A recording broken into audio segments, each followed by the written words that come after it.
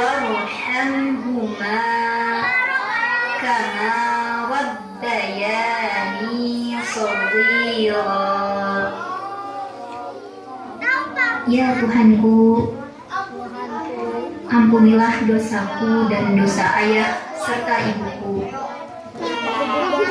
dan kasihanilah mereka sebagaimana kasih mereka padaku sewaktu aku masih kecil. Oke, waktu sholat pernah nggak kalian baca ini untuk orang tua kalian? Pernah? Tidak pernah? Atau tidak tahu doanya? Oh, tidak tahu doanya. Oke, mulai hari ini Bu Guru minta kalian hafalkan doa ini. Nah, kan doanya pendek kan? Oke, kita sama-sama ya. Oke, Bismillah.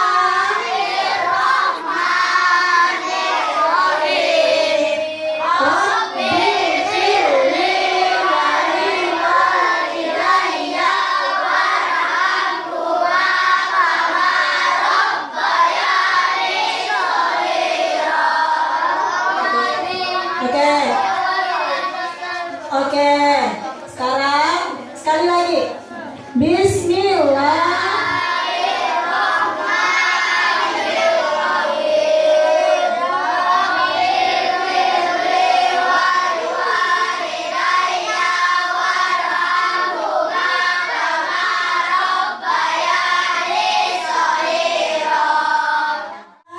Keutamaan berbuat baik kepada orang tua di bulan Ramadan. Kenapa kita harus berbuat baik kepada orang tua? Oke, nanti Bu Guru jelaskan. Oke, tadi Bu Guru sudah tunjukkan doa untuk orang tua. Itu ada hubungannya dengan materi Bu Guru. Oke. Apa sih? Bagaimana cara kita berbuat baik kepada orang tua? Oke, katanya Rasul pernah bertanya sama Allah. Rasul bertanya sama Allah, ya Allah, bagaimana cara kita berbuat baik kepada orang tua? Apa jawaban Allah?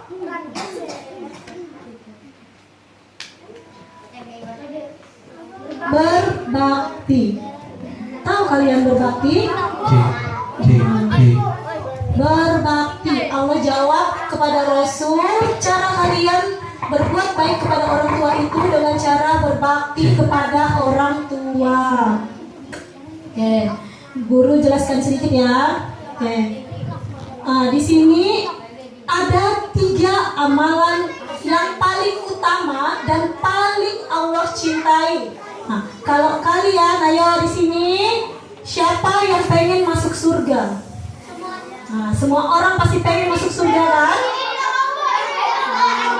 Ada yang tidak mau masuk surga kayaknya. Oke. Bu Guru kasih tips. Nah, kata Allah ada 3 cara kalian, ada 3 amalan yang paling utama dan paling Allah cintai, biar kalian bisa masuk surga. Nah, ini Allah yang bilang ya, bukan Bu Guru. Oke. Kata Allah, biar masuk surga itu yang paling pertama dan paling utama itu adalah sholat. Ini cara kalian untuk masuk surga. Kenapa sholat nomor 1? Pernah nggak dengar kalau sholat itu sebagai tiang agama? Pernah dengar? Pernah nggak dengar sholat itu sebagai tiang agama? Oke. Ada beberapa hadis yang menjelaskan, katanya segala perkara yang ada di dunia ini adalah bangunan. Islam itu adalah bangunannya, dan tiangnya itu menurut para ulama, tiangnya itu adalah sholat. Kenapa sholat itu sebagai tiang agama? Para ulama menyebutkan kalau Islam itu adalah diibadahkan bangunan. Kalau bangunan itu pasti yang perlu namanya tiang atau fondasi, ya kan? Oke. Terus kalau Islam itu sebagai bangunan dan sholat itu sebagai tiang agamanya.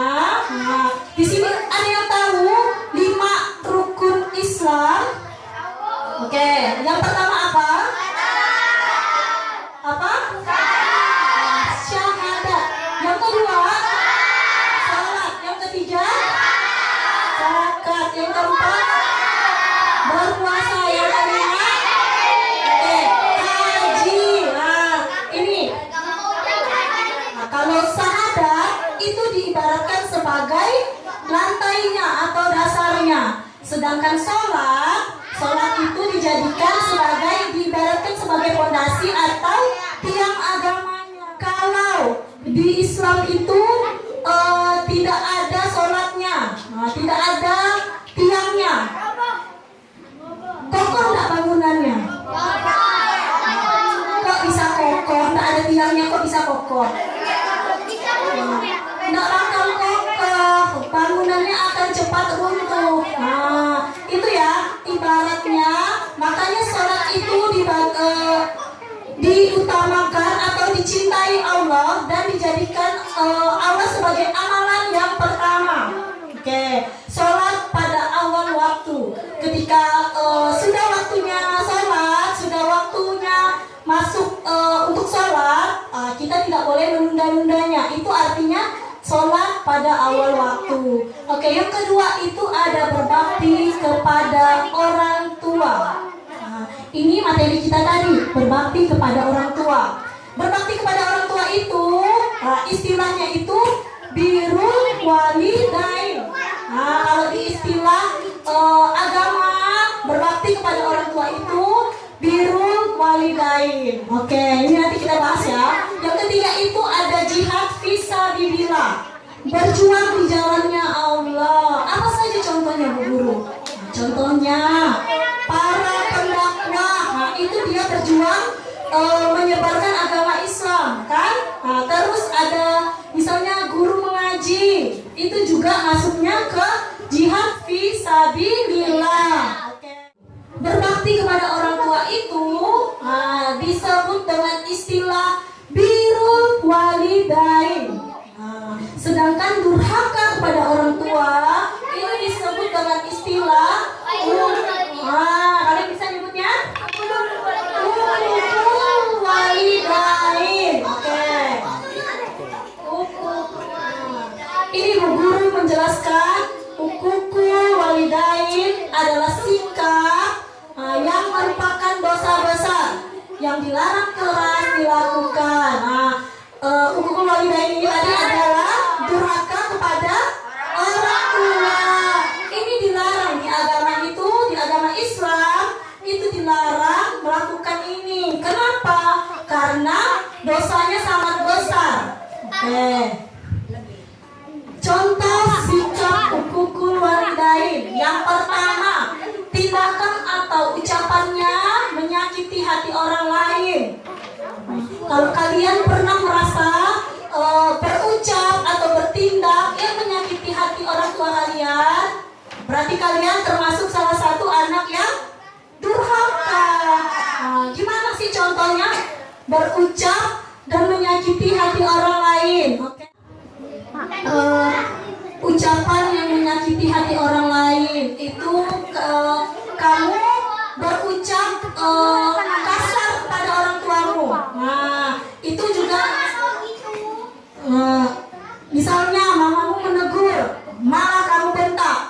Itu tidak boleh. Itu kamu sudah masuk ke dalam sikap yang namanya uququl walidain. Oke, tindakan yang kedua itu ada tindakan kasar seperti membentak dan tidak bersikap sopan santun. Gimana itu? Kamu, mamamu marah, menegurmu, bukan marah ya, menegurmu tapi kamu malah membentak namamu. Apa sih mama nih? Itu sudah ngatur-ngatur terus. Aku bisa sendiri. Misalnya seperti itu. Itu sudah termasuk kamu dalam tindakan yang menyakiti hati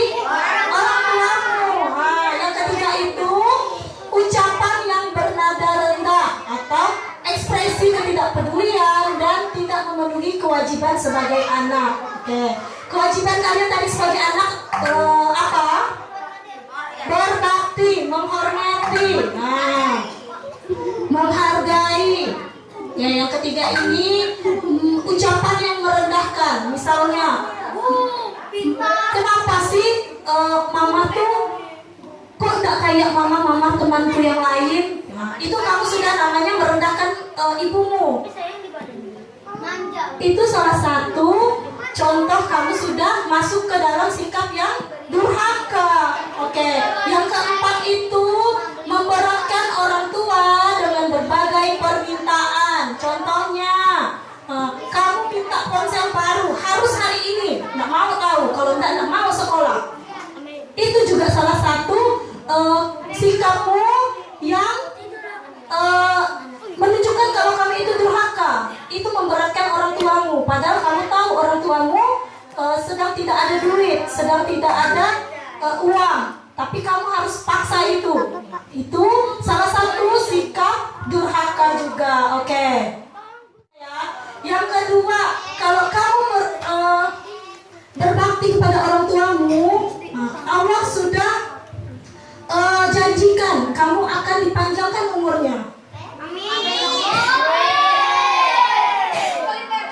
Oke, dengar ya, itu kalau kamu berbakti kepada orang tuamu, Allah jamin kamu dengan panjang umurmu dan Allah limpahkan rezekimu. Nah, yang ketiga itu ada masuk surga lewat pintu pertengahan. Kalau kamu berbakti kepada orang tuamu, kata Allah, anak-anak yang berbakti kepada orang tuanya, Allah pastikan dia masuk surga. Masuk surga lewat pintu pertengahan. Nah, itu kata Allah. Nah, ini ada hadisnya. Orang tua adalah pintu surga yang paling tengah. Jika mau, kau boleh sia-siakan atau kau boleh merawatnya. Ini hadis riwayat Imam Ahmad. Jika mau, kau boleh sia-siakan. Nah, kalau kalian tidak mau masuk surga, kalian boleh bisa berdurhaka kepada orang tua. Tapi kalau kalian ingin mencari surganya Allah, itu kalian harus merawat. Kata Allah bilang, harus merawat itu sama dengan berbakti pada orang tuamu. Itu yang ketiga. Yang keempat, ridho Allah tergantung ridho orang tuamu. Ridho Allah tergantung ridho orang tuamu. Nah, kalau orangmu meridhoimu, insya Allah pasti segala hal yang kamu inginkan, segala cita-citamu, segala keinginanmu, kalau sudah diridhoi orang tuamu, pasti Allah ridhoi juga. Ini ada hadisnya juga. Ridho Allah tergantung ridho orang tua dan murka Allah tergantung murka orang tua. Hadis riwayat Tirmizi dan Ibnu Hibban. Oke, ini perhatikan. Doa orang tua untuk anaknya itu menembus 7 lapis langit. Kata Allah, doa orang tuamu itu menembus 7 lapis langit. Bayangkan kamu, ada 7 lapisan yang menembus langit. Itu doa orang tuamu. Kalau kamu menyakiti hatinya, bayangkan kamu dapat apa dari Allah. Jadi kalian harus berbakti pada orang tua. Dan barang siapa yang masih mempunyai orang tua, maka gunakanlah kesempatan untuk berbakti kepada mereka. Yang masih lengkap orang tuanya, berbaktilah kepada orang tuamu. Segala hal yang kamu tunjukkan dengan kamu berbakti, nanti akan dibalas sama Allah. Tadi sudah dijanjikan Allah kan, anak yang berbakti itu sudah Allah janjikan untuk masuk surga. Sudah Allah pastikan katanya, lewat pintu tengah. Terus seorang anak akan mendapatkan kedudukan yang tinggi di sisi Allah dan Rasulnya karena berbakti kepada orang tua. Nanti derajat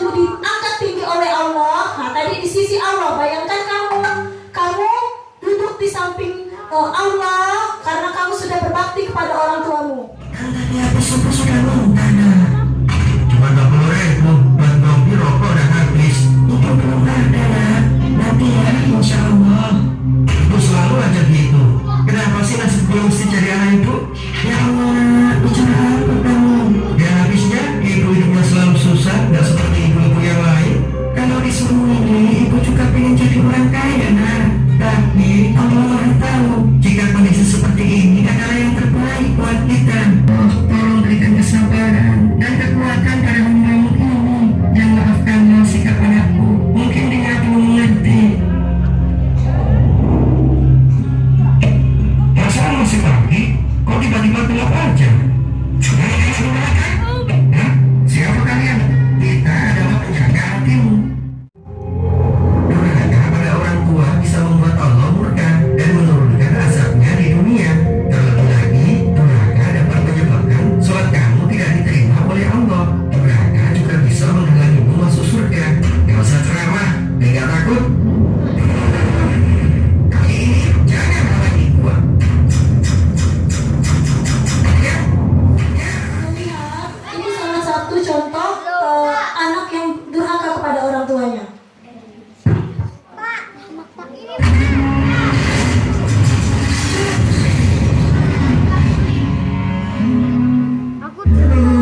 Tolong hapuskan yang berisik. Mengapa aku di dalam di sini? Di manakah surga itu sebenarnya? Sebenarnya kamu sudah dekat dengan surga. Sungguh, lalu mengapa aku belum bisa mencium wanginya surga itu? Jika memang sudah dekat, karena Allah mengharamkan wanginya surga untuk anak yang durhaka kepada orang tua sepertimu. Nak, tolong hari ini di rumah dulu ya. Jagain bapakmu yang lagi sakit. Ibu mau jualan ke pasar. Ya udah, nggak usah ke pasar aja. Ngapain buru-buru? Kan ibu ke pasar buat jualan, nak. Cari uang buat beli obat bapakmu. Gak bisa, aku mau sholat duha. Ya sudah, waktu sholat duha antarin ya, nak. Waktu sholat duha aku mau langsung acara tidur bersama. Terus bapakmu gimana, nak? Udah, biarin aja. Emang udah tua kok. Udah waktunya kembali ke tanah. Sekalipun tanahmu seluas langit, kamu tetap tidak bisa masuk ke dalamnya. Itu animasinya. Kalau kamu durhaka kepada orang tuamu, nah, tadi walaupun kamu mengaji terus, tidak pernah meninggalkan sholatmu, tapi kalau kamu durhaka kepada orang tuamu, itu sama saja bohong. Nah, tadi sudah dijelaskan kan? Murkanya Allah, murkanya orang, tergantung murkanya orang tuamu. Itu dia salah satu contohnya. Nah, kalau Allah sudah murka, kamu durhaka kepada orang tuamu, tidak ada ampunan untukmu. Kamu langsung masuk neraka itu.